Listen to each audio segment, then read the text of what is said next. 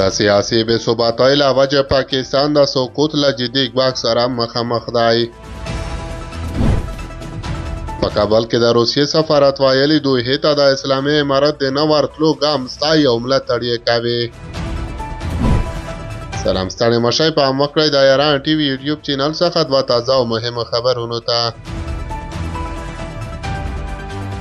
د سیاسي بې ثباتۍ له وجې پاکستان د سقوط له جدي ګواښ سره مخامخ دی.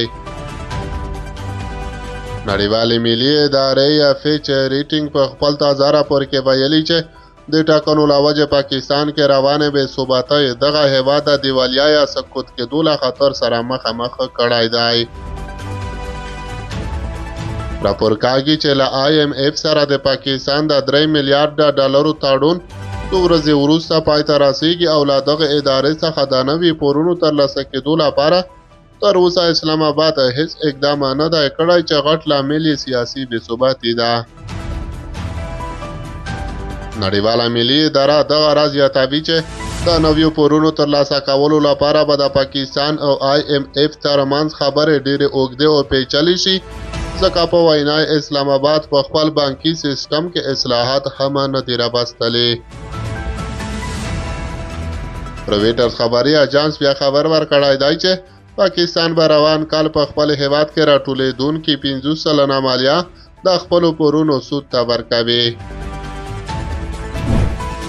وروستۍ خبره ده چې په کابل کې د روسیې سفارت ویلي دوحې ته د اسلامي امارت د نه ورتلو ګام ستایي او ملاتړ یې کوي.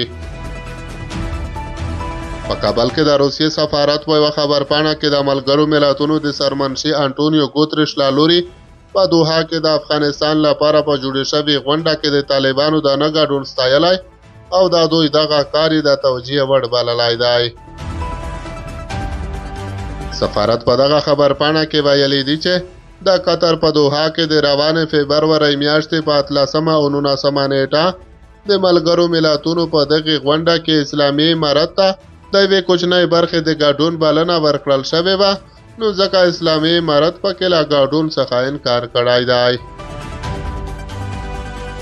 د ملګرو ملتونو سرمنشي تېره ورځ د خپلې وینا پر مهال وویل چې د دوحې له غونډې مخکې د اسلامي امارت لیک ترلاسه کړی چې پکې د نه منلو وړ غوښتنې ترې شوې وې. کابل کې د روسیې سفارت وایي له هغه وروسته چې اسلامي امارت په دغه غونډه کې له ګډون انکار وکړ، نو د دوی استازو هم په دوحه کې د افغانستان له مدني فعالانو سره ونه کتل. تر دې مخکې اسلامي امارت په یوه خبرپاڼه کې تایید کړې وه چې له ملګرو ملتونو یې غوښتي چې دوحې ته د افغانانو د یوازیني استازي په توګه بلنه ورکړي او نورو خلکو ته د افغانستان په استازیتوب له بلنې ډډه وکړي.